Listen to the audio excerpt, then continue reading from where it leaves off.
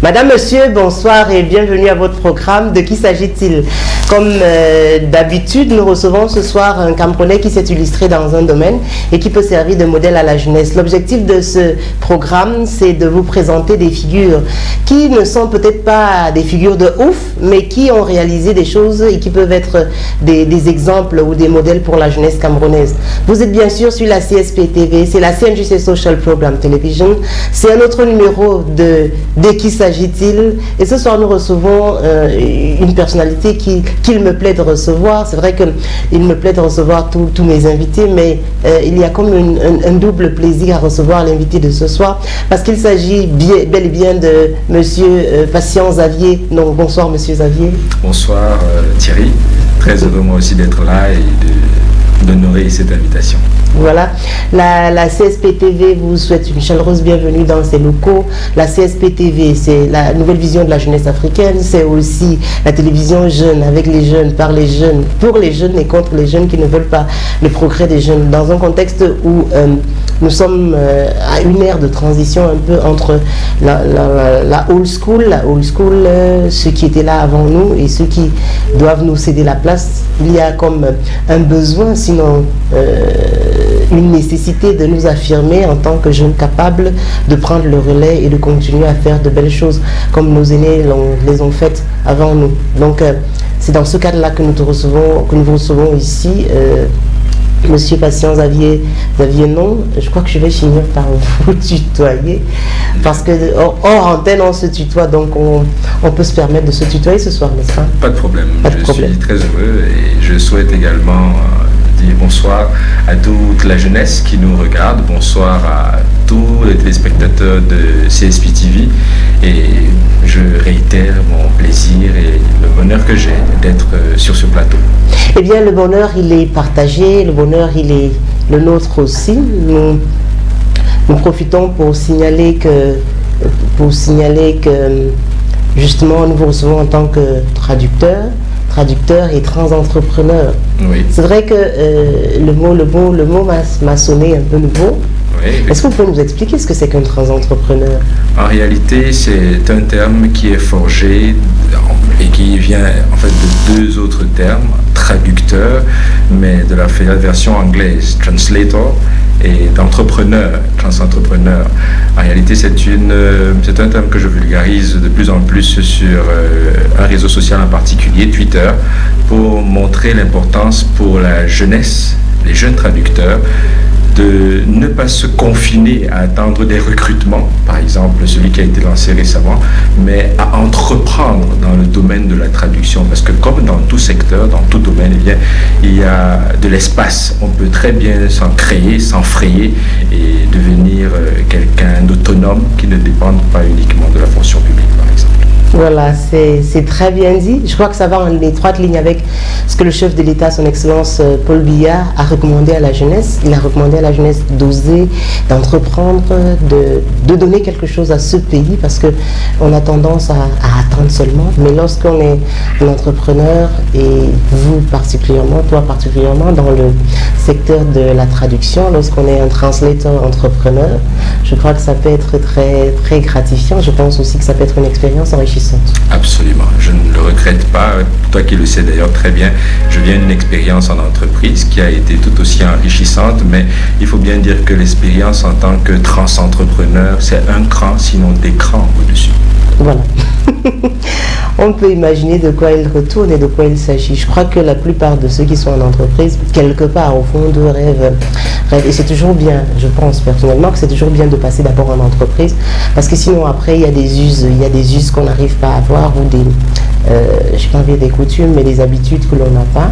Ou alors une culture. Je crois que c'est toujours important de passer par une entreprise pour s'imprégner de la culture de l'entreprise, parce que finalement tous ceux qui sont entrepreneurs aspirent à créer une entreprise, à en fonder une. Alors lorsqu'on a une expérience en entreprise, c'est toujours intéressant, parce que ça nous permet de baigner déjà dans l'environnement de l'entreprise, et lorsque finalement on se retrouve à la tête d'une entreprise, on est plus apte, je pense, à diriger cette entreprise. Sinon, on fait une espèce de navigation en vue. Qu'en penses-tu? Je suis en partie d'accord avec toi. En partie parce que une expérience en entreprise donne certainement des clés pour comprendre comment fonctionne une entreprise, comment fonctionne une organisation et comment est-ce qu'à terme, on pourrait en arriver à en administrer une, si jamais on venait à en créer, effectivement, puisque l'idée, c'est à terme d'en créer une dont on est la tête. Mais je dois également préciser que ce n'est pas indispensable de passer par une expérience en entreprise pour devenir entrepreneur. Ce serait une barrière qu'on imposerait à beaucoup de jeunes, justement, qui peuvent émerger sans avoir besoin d'entreprise. Parce qu'il faut bien le dire, nous ne sommes plus à une ère où les différents recruteurs, j'allais dire les différentes entreprises, les différentes organisations nationales, publiques, parapubliques, peuvent embrasser tous les demandeurs d'emploi aujourd'hui. Donc, on doit s'attendre à avoir une nouvelle génération d'employés, j'allais dire, oui, une nouvelle génération de travailleurs. Et cette nouvelle génération de travailleurs-là devrait franchir le pas, c'est-à-dire ne pas s'attendre d'abord à être recruté avant d'arriver au stade d'entrepreneur. Et pour ce faire, il y a tellement de formations qui sont disponibles. Et puisque tu me le disais dans les coulisses, on va y arriver.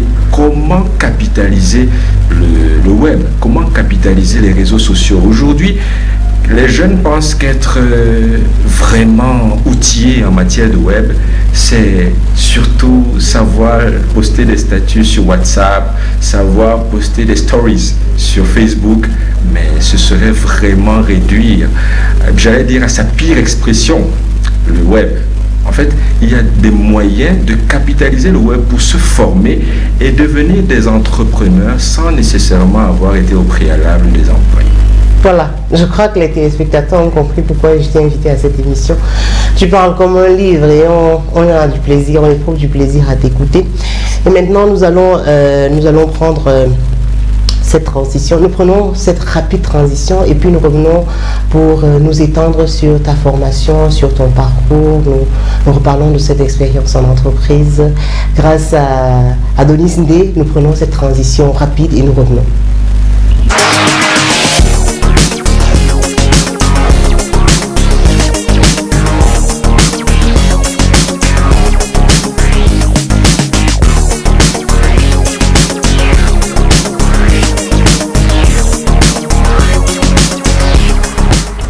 De retour sur le plateau, nous parlons de patient Xavier Nong, c'est son nom, parce qu'il est transentrepreneur pour Translator Entrepreneur, justement.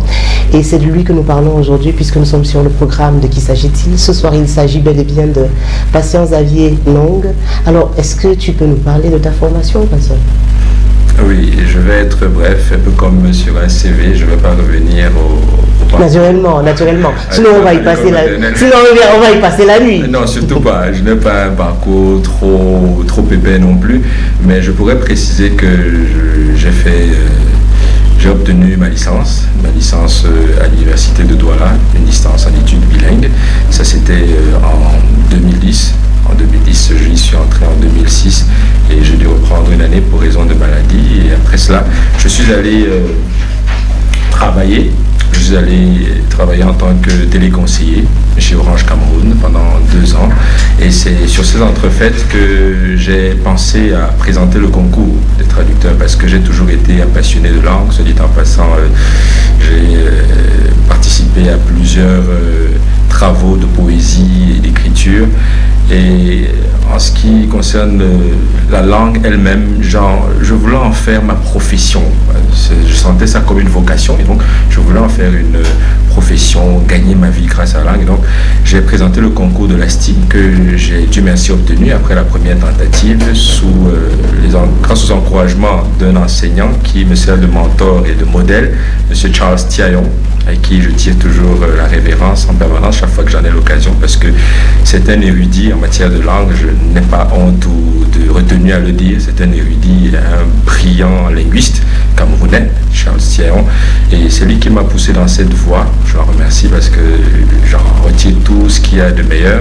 Donc après avoir présenté ce concours-là, j'ai été admis, mais puisque je devais gagner quelques sous encore, je suis resté chez Orange, j'ai fini mon contrat chez Orange et à l'ASTI, j'ai ajourné. C'était possible à cette époque-là. Je ne sais pas si c'est encore possible. Donc, on pouvait passer le concours. Et quand c'était fait, on pouvait remettre à l'année suivante le début effectif de la formation. La formation, oui, merci. Le début effectif de la formation. Et c'est ce que j'ai fait. J'ai d'abord fini avec Orange. Puis, je suis allé finir ma formation à l'ASTI qui a duré 2 ans. Et après quoi, je me suis lancé dans la vie active en tant que professionnel de la traduction. Voilà.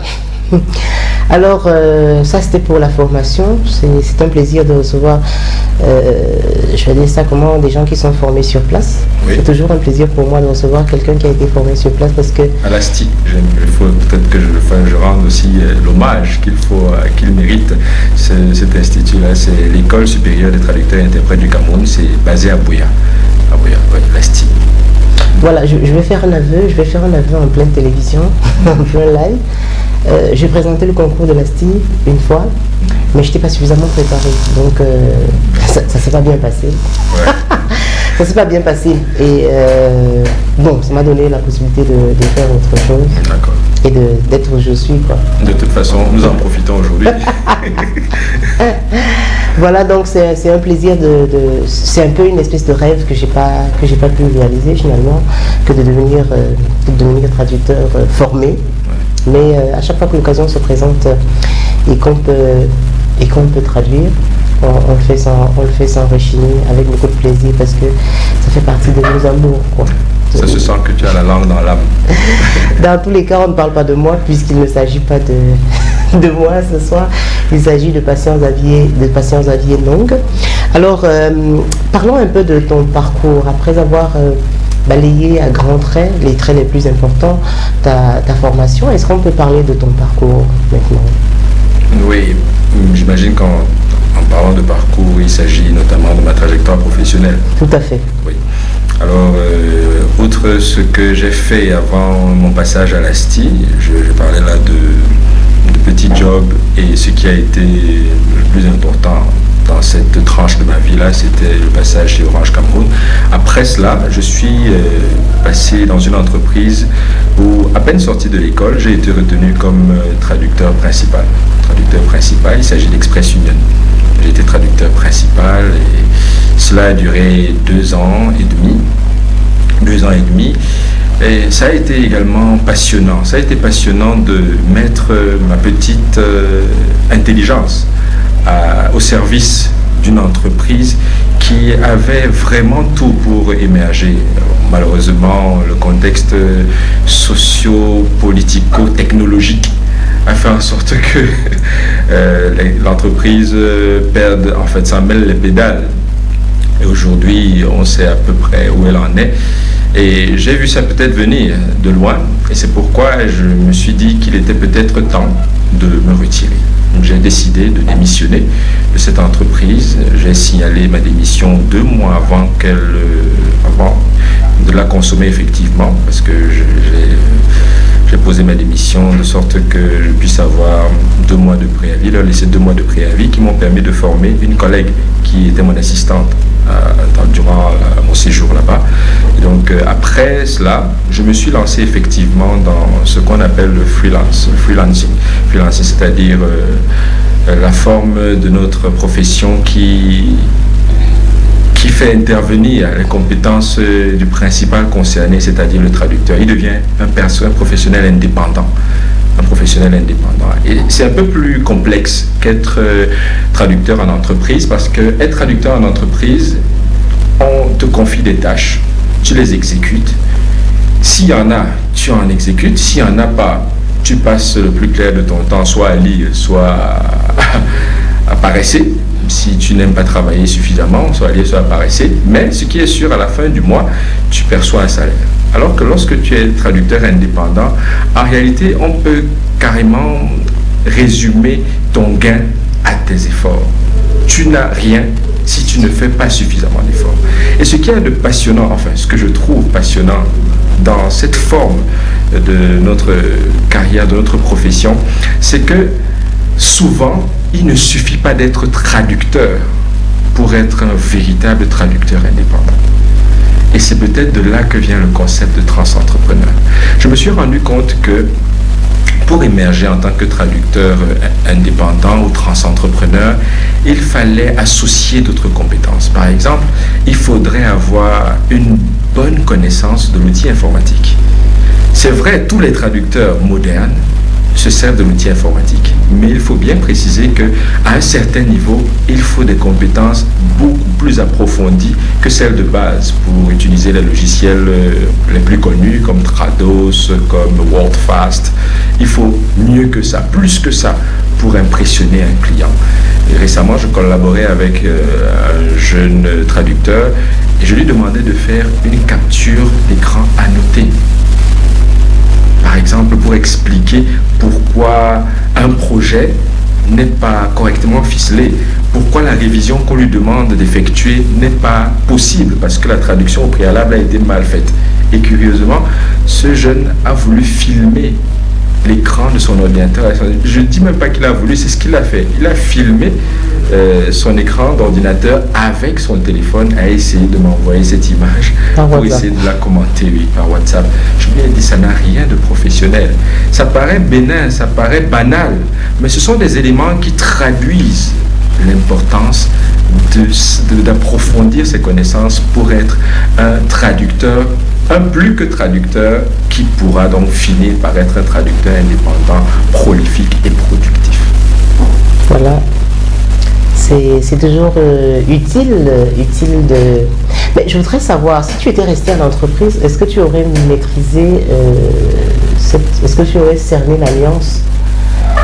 Est-ce que tu aurais posé le doigt sur cette difficulté ou sur cette nécessité d'aller au-delà de ce qui est requis de façon basique? Je crois que non. Je dois avouer que non. Je dois avouer que non, parce qu'à un moment, je me suis également laissé aller pendant un bout comment dire, je me suis laissé endormir, pour ainsi dire.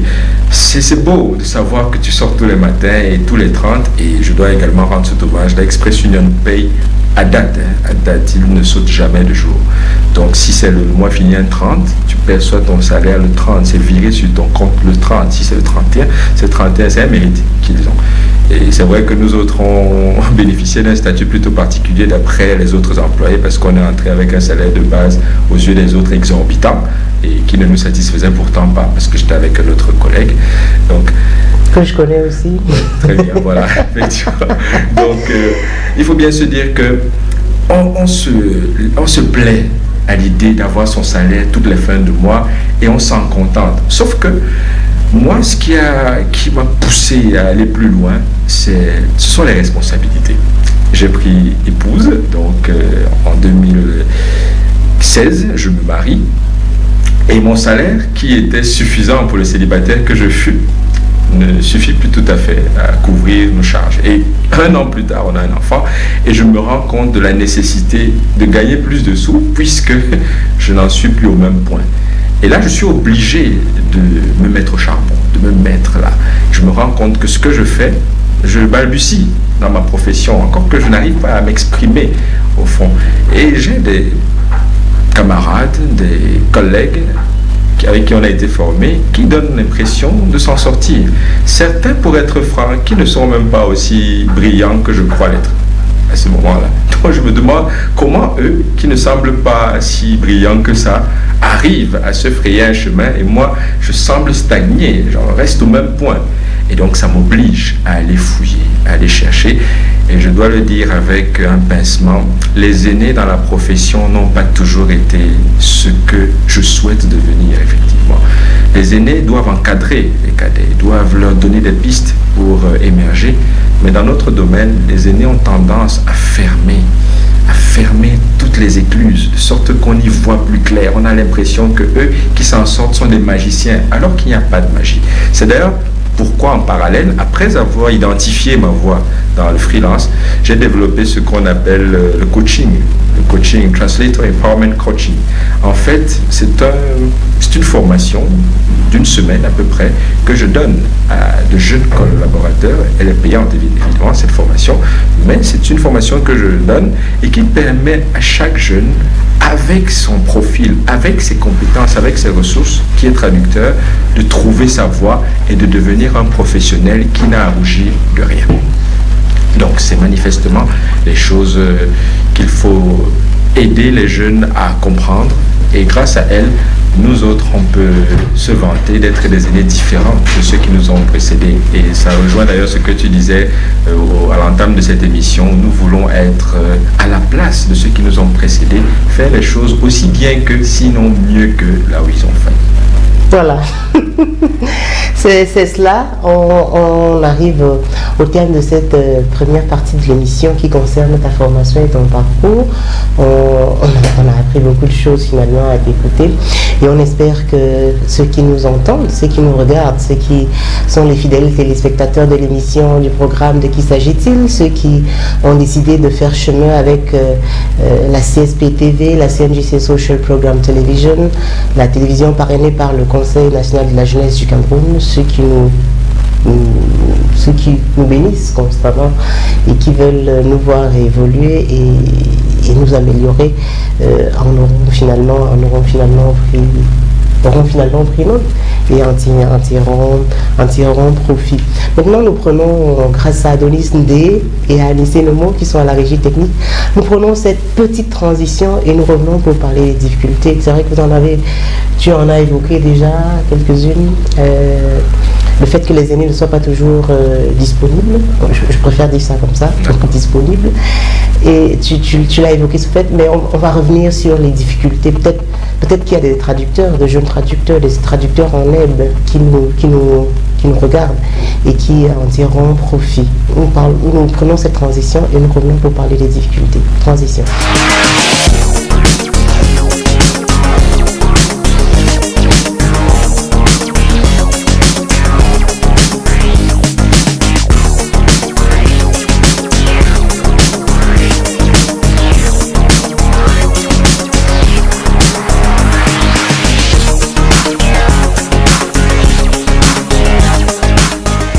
De retour sur le plateau, nous sommes avec Patience Xavier Nong. Il est traducteur, translator entrepreneur. Ça fait trans-entrepreneur. Oh oui, effectivement. C'est un néologisme que je prendrai du plaisir à utiliser plus tard, parce que ça fait genre. Trans-entrepreneur, ça fait oh waouh, mais qu'est-ce que j'entends. Et voilà, nous sommes donc avec Patience Xavier Nong, qui est trans-entrepreneur, traducteur entrepreneur, et qui nous a déjà déroulé son parcours, sa formation. Maintenant, s'il te plaît, est-ce que tu peux nous parler des difficultés que l'on pourrait rencontrer quand on choisit ta trajectoire professionnelle? Oui, déjà, la difficulté majeure, c'est la méconnaissance de notre métier. En réalité, déjà, la plupart des Camerounais étant bilingues, la plupart d'entre eux se considèrent traducteurs. Et peut-être c'est là qu'il y a amalgame, parce que quand tu proposes à un jeune de s'engager sur la voie de la traduction en tant que professionnel, il peut se dire que c'est une voie sans issue, parce qu'il aura environ 19 millions de concurrents au Cameroun, parce que, étant camerounais, on peut se dire qu'il y a 19 millions de traducteurs au Cameroun. Que non. Ils ont beau être 19 millions de pseudo-bilingues, parce que là encore, on peut douter du niveau de bilinguisme des uns et des autres. On peut être 19 millions de bilingues ou de pseudo-bilingues, ça ne fait pas de nous 19 millions de traducteurs professionnels, parce que la profession a son éthique, la profession a sa déontologie.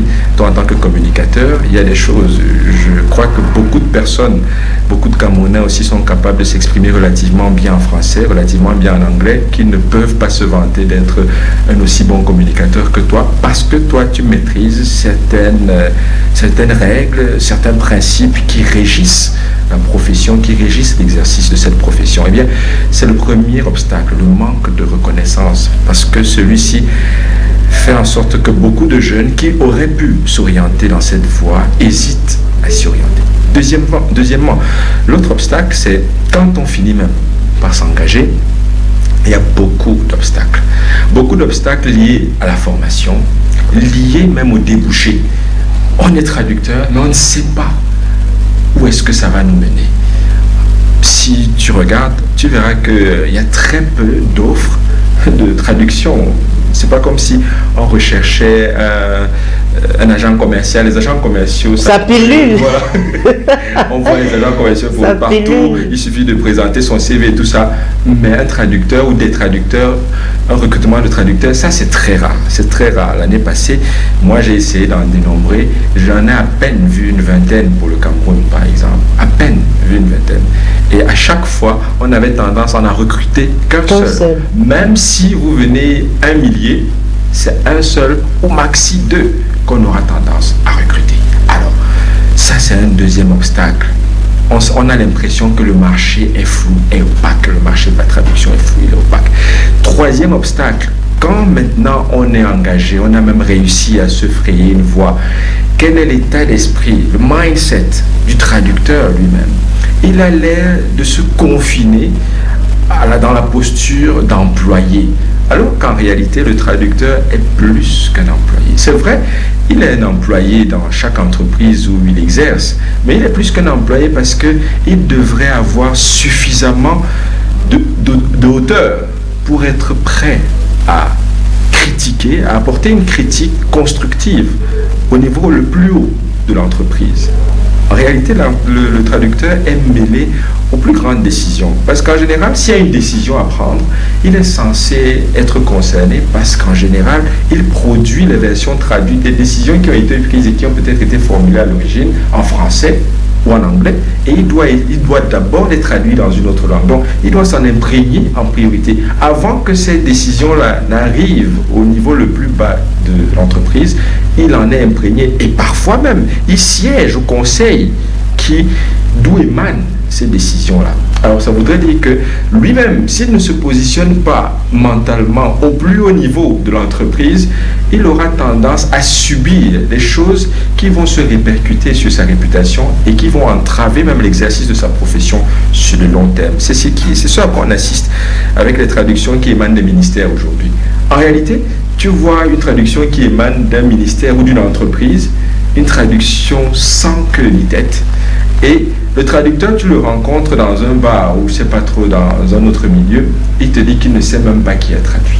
En fait, c'est que soit il n'a pas su s'imposer pour traduire, soit on revient au premier problème que j'ai cité, soit on ne reconnaît pas suffisamment son utilité pour le consulter avant de rendre public une traduction. Ça, ce sont des problèmes criards dans notre pays et qui relèvent de l'exercice de notre profession. Il y en a de nombreux autres, mais je préfère d'abord m'arrêter à cela. Peut-être qu'il faudra suggérer des éléments ou des éléments de solution, de proposition de solution, et on verra comment va évoluer le débat. Je te comprends parfaitement parce que les communicateurs, de toutes les façons, les communicateurs ont le même problème. Les communicateurs, en même temps que les publicistes, ceux qui travaillent dans la publicité, ont de plus en plus de difficultés à proposer des solutions, je veux dire ça comment, des solutions professionnelles. C'est-à-dire qu'ils ont tout le bagage professionnel et intellectuel qu'il faut pour donner des propositions adaptées ou adéquates qui respectent les standards et les règles internationales. Mais maintenant, ils ont en face de ceux qui sont spécialistes de la publicité, précisément, ont en face d'eux des chefs d'entreprise qui sont habitués à ne voir que des humoristes faire le travail. Or, il y a une grande différence entre travailler dans la sonotique de la publicité et être humoriste, par exemple. Maintenant, il y a que du côté des communicateurs, moi-même étant communicateur, il y a que beaucoup de journalistes s'improvisent. Beaucoup de journalistes s'improvisent communicateurs. Déjà que, comme tu disais, beaucoup de Camerounais qui savent bien parler, et on sait, Dieu seul sait que les Camerounais savent parler la langue montpelliéraine.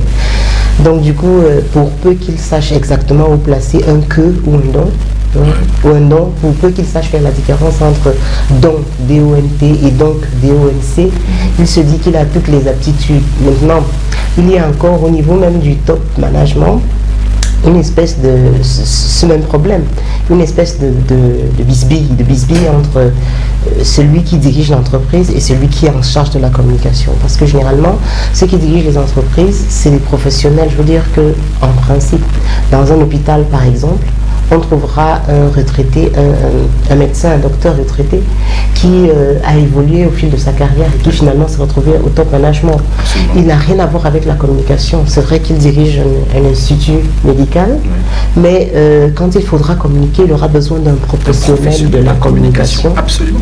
Pour lui parler le langage des communicateurs internationaux, pour lui souffler dans l'oreille quelque chose qui sonne bon.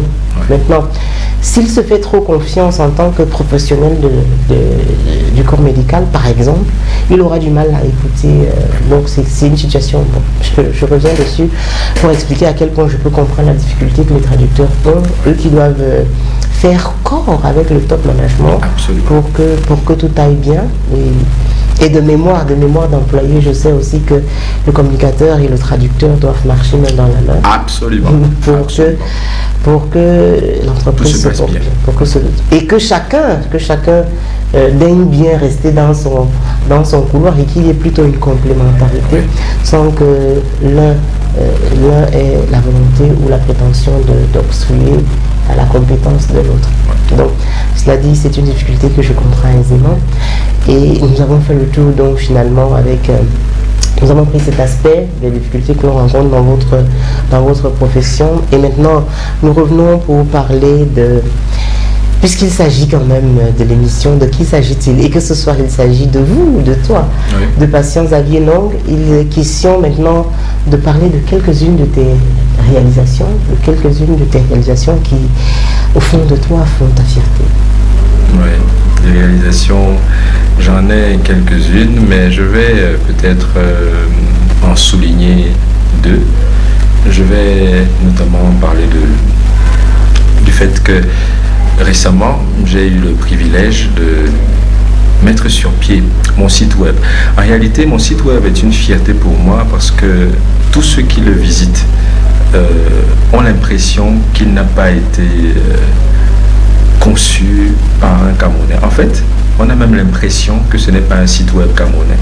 Parce que lorsqu'on visite les sites web des traducteurs camerounais, des traducteurs locaux, on a tendance à voir... C'est un peu comme si c'était monotone, comme si c'était fade, même le jeu de couleurs. Mais en réalité, mon défi, c'est ce que j'exprime, parce que l'intégralité du contenu de ce site web, là, certes, c'est le site web que je mets en avant au nom d'une agence, Speed Expertise, mais je voudrais surtout que le travail de fond reflète les valeurs qui ont toujours habité ma petite personne et la vision professionnelle que j'ai toujours eue. En réalité, j'ai toujours eu l'impression qu'il y a de la place pour les traducteurs africains de manière à ce qu'ils s'imposent à l'échelle mondiale. C'est le cas de manière individuelle pour la plupart des traducteurs vraiment brillants. Il y a des traducteurs camerounais à l'ONU, il y a des traducteurs camerounais à Arusha en Tanzanie, il y a des traducteurs camerounais à Addis Abeba. Mais en fait, en termes de plateforme de traduction portée par les Camerounais au plan sous-régional ou régional, j'ai l'impression de n'en avoir pas encore vu véritablement. Et c'est pourquoi mon site web reflète cette vision-là. C'est que à terme, je voudrais que Speed Expertise devienne la plateforme de traduction numéro 1 en Afrique et donc reconnue et qui s'impose à l'échelle internationale sans discussion, sans débat. Et donc c'est une fierté qu'à chaque fois que les personnes visitent mon site web, qui est encore en chantier, faut-il le préciser, qu'elles aient l'impression que c'est du tout fini et que c'est extraordinaire. Ça, c'est les commentaires qu'on peut même retrouver sur le site web. Il y a certaines personnes dont j'ai pu enregistrer les commentaires et qui figurent sur ce site web. Le site c'est www.speedexpertise, S-P-E-E-D, expertise, E-X-P-E-R-T-I-S-E.com, www.speedexpertise.com. C'est ça le site. Ça, c'est la première réalisation dont je suis fier. La deuxième réalisation qui date d'à peu près un mois, c'est que j'ai une collaboration de longue date avec une agence de traduction qui m'a soumis à un test dernièrement pendant une période assez trouble de ma vie parce que mes deux enfants étaient hospitalisés en même temps.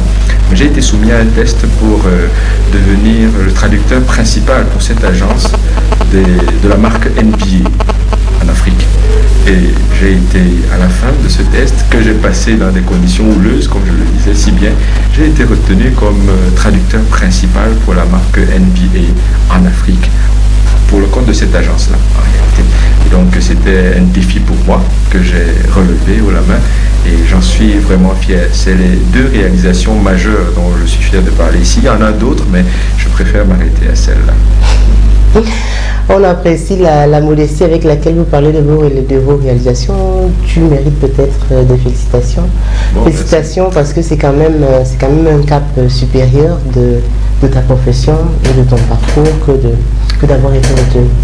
Félicitations. Merci beaucoup. Nous prenons cette transition et nous revenons pour parler de la partie réservée au conseil à la jeunesse parce que nous sommes sur la CSP-TV, la CNJC Social Program Television. Notre cible, c'est les jeunes, bien sûr, pas seulement, mais avant tout les jeunes parce que nous sommes parrainés par le Conseil national de la jeunesse et nous voulons du mieux que nous pouvons promouvoir la formation, l'orientation, l'insertion professionnelle des jeunes. Nous voulons surtout être une plateforme qui catalyse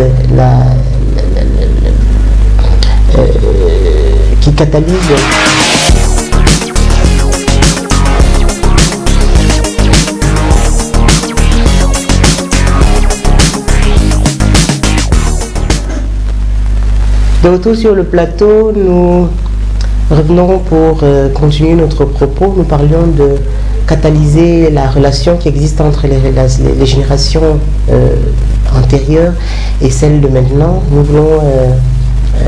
Nous pensons que vraiment c'est power to the youth, ouais. Que le pouvoir revient aux jeunes et que ces jeunes doivent mériter cela et que le passage de témoin doit se faire de la meilleure des façons qui soit. Et c'est pour cela que nous avons créé ce programme d'ailleurs. De qui s'agit-il?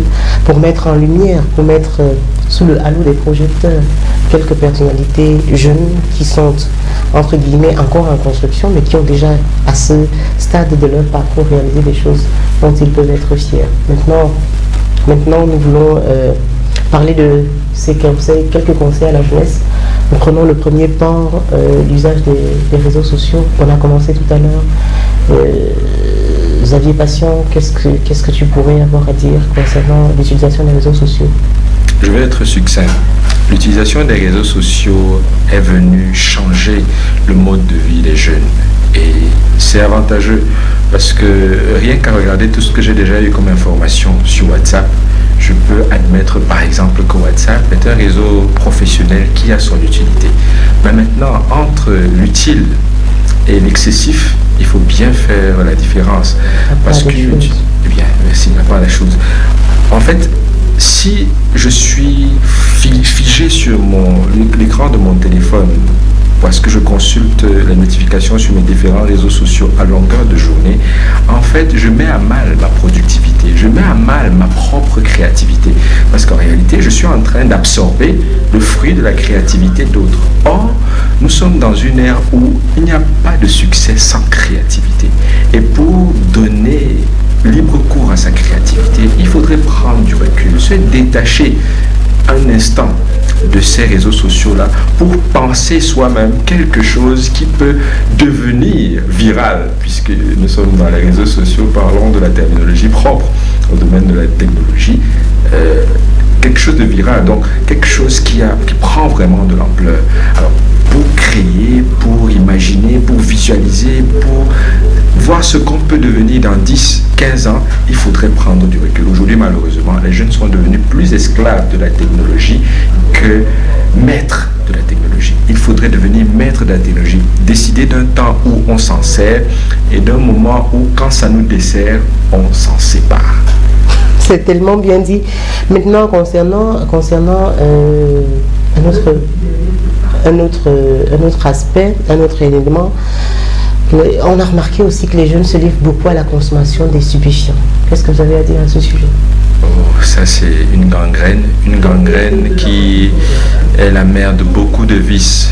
On parle aujourd'hui de beaucoup de crimes contre les enseignants, beaucoup de crimes. C'est justement parce que les jeunes se sont livrés à de telles pratiques, la consommation de stupéfiants qui non seulement les détruisent au plan physique, corporel, ça leur réduit les forces, mais en plus intellectuellement, ça les prive de toutes les opportunités auxquelles ils peuvent avoir droit. Donc en réalité, ce que je peux conseiller, c'est de s'abstenir le plus vigoureusement possible, avec le plus de détermination possible de la consommation de stupéfiants. Et si un jeune sent qu'il n'a pas la ressource nécessaire pour s'affranchir de la dépendance à un stupéfiant, il faudrait qu'il se rapproche des formations sanitaires qui peuvent l'aider à se prendre en charge. Parce que sans cela, la dépendance va aller croissant et ils vont en arriver à la fin. La fin, nous la connaissons tous, c'est l'amour. C'est l'amour. Alors un mot de fin, nous disons un mot de fin. Ce soir, il s'agissait de toi, de Patience Xavier-Non. Un mot de fin à la jeunesse qui nous regarde, là, droit devant la caméra.